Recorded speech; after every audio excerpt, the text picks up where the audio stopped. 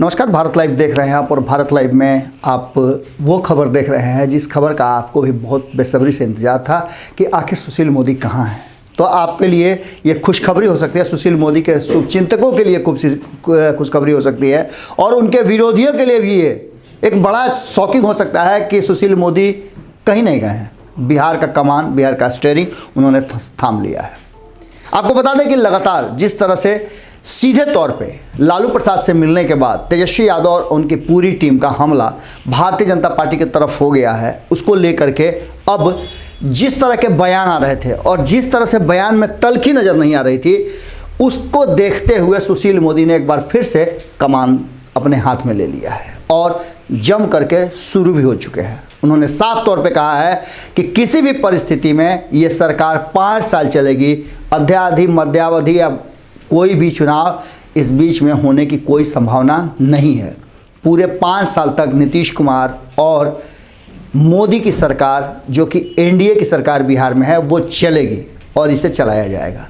साफ तौर पे उन्होंने कहा है सुशील मोदी ने कि बरगलाने का काम कर रहे हैं तेजस्वी यादव, हार से बौखला गए हैं और ये बौखलाहट उन्हें और महंगी पड़ेगी, क्योंकि अब तो सत्ता में आने का उनके कोई चांस ही नहीं है।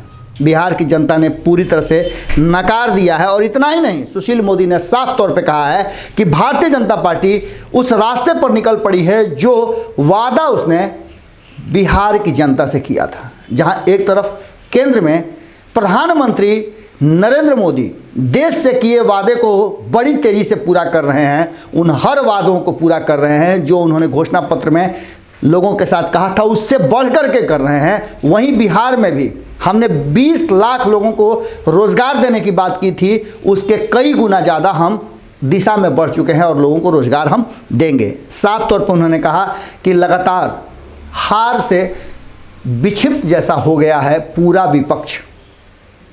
सुशील मोदी जिस तरह से बिहार से बाहर गए थे और कहा जा रहा था कि बिहार से उनका नाता अब खत्म हो जाएगा, ऐसा बिल्कुल नहीं दिखता है।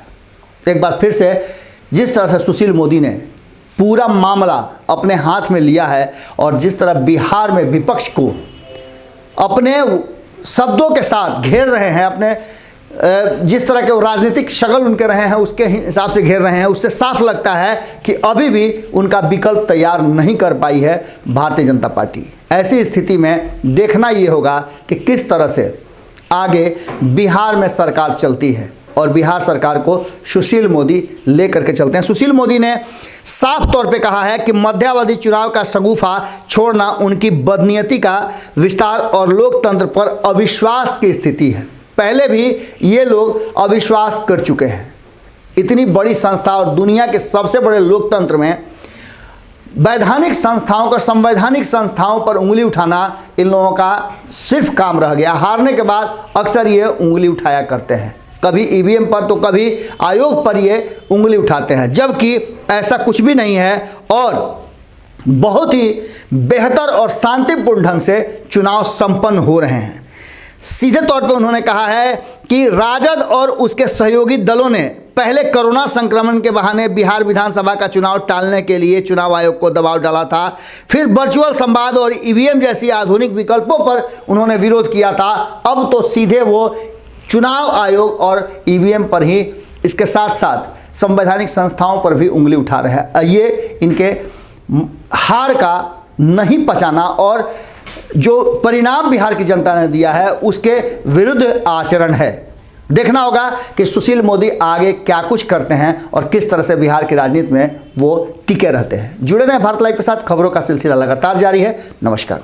अगर ये वीडियो पसंद आई और वह बिहार के राजनीति और बिहारियत से सरोकार रखेनी तो सब्सक्राइब बटन दबा के चैनल के सब्सक्राइब कर ली। ओजे एगो घंटी बा, ओकरा बटन दबा देला से कुल सटीक और मारक खबर रुआ मुफ्त में मिल जाई। अगर रुआ पत्रकारिता के हमनी के नया प्रयोग में सहयोग कर चाहतानी तो ज्वाइन बटन दबा दी।